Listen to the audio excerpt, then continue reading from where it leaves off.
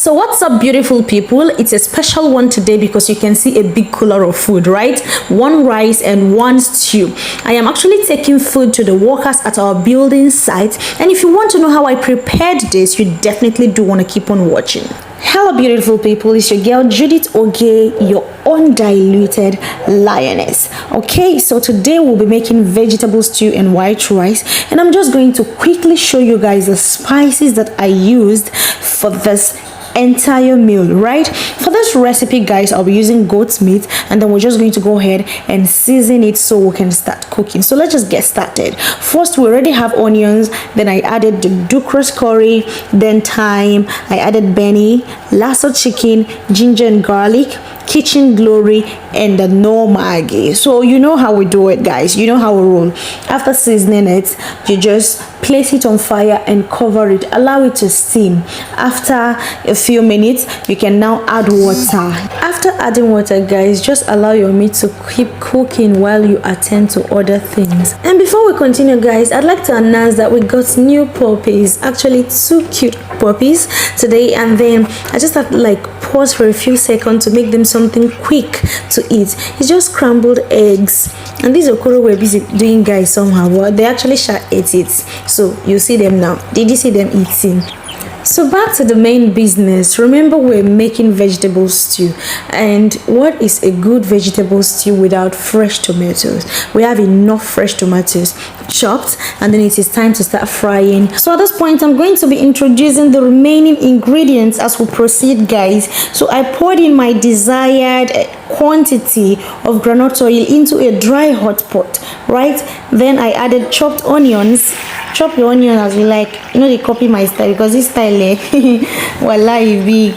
So I fried the onions for, you know, a little time, poured in the fresh tomato and the tin tomato and started frying. You know, if you're wondering what I mixed with this tin tomato, guys, it is chili pepper, red bell pepper, that's what it is.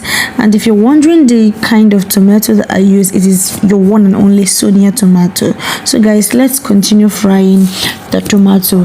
This is going to be a long process. No, the video won't be long though, but yeah, you all know that frying tomato is something that doesn't happen like so fast. It's not that quick. You have to literally fry till you get the sour taste out of it, and that's what we want to do. Well, guys, just a quick one. I don't know if you've noticed that I love using chicken seasoning a lot, even when I am making use of goat's meat for my recipe. I don't know, for some reason I just prefer using chicken seasoning. They smell nice and they taste nice as well. Even when it comes to no Maggi, the only time I use the other flavor is when I don't see the chicken flavor, because that chicken flavor to me is everything, right? The goat meat flavor for those spices, first of all, they don't smell nice to me, and their taste isn't as great as that of chicken. I just decided to address it because you'll be seeing more of this on my channel. I just prefer cooking with chicken seasoning as opposed to the goat meat seasoning, especially since I am making use of goat meat. So what I like to do is, once I'm satisfied with the taste of the tomato, I like to go in with spicity. I do this a lot. I do it more often, you know. So after that, I pour in a mixture of blended pepper and crayfish.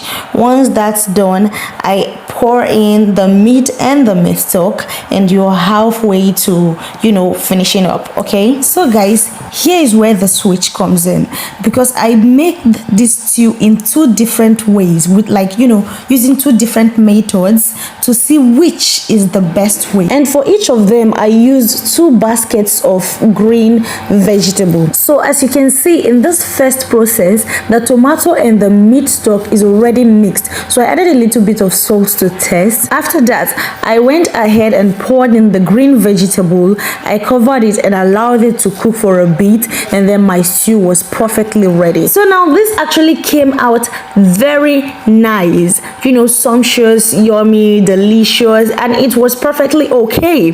But if you are the type who doesn't like, you know, more moist, or will I say liquid in your stew, you would definitely want to stick to the second method I am going to be showing you, because remember that green vegetable has, you know, some natural fluids or liquid in it, so expect that this liquid, of course, will be drained into the stew by the time you cover it to heat up. It's going to produce more liquid. That's what I mean.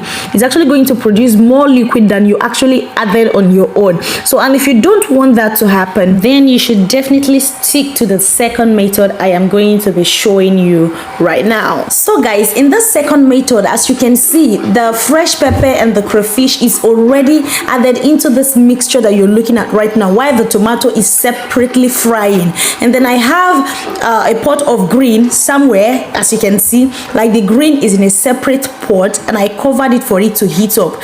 This is what I'm trying to achieve by doing this. I'm trying to drain the water. So if you just open it up a bit, you will notice that there is water settled at the bottom of this pot. So that's what I am trying to get rid of.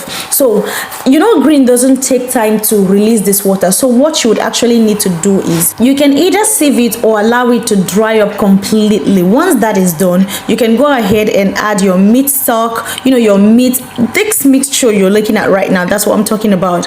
You know, incorporate it, give it a proper stir, and once you're done stirring, add the tomato you had just finished frying. Allow it to cook for like a minute or two, then your stew is ready. So this is the end result, guys. I hope you enjoyed watching this interesting episode of Cook With Me, or a Cook With Me video, and I know you would love to try it. So tell me how you feel about this recipe, or what you think about this recipe when you must have tried it. Okay, so now it is time for me to take food to the side. As you can see, I have two coolers. There is rice inside one of those coolers, and there is this vegetable stew inside one of those coolers, and I have like a bag of water. I have some drinks, you know, that I'll be taking to them as well.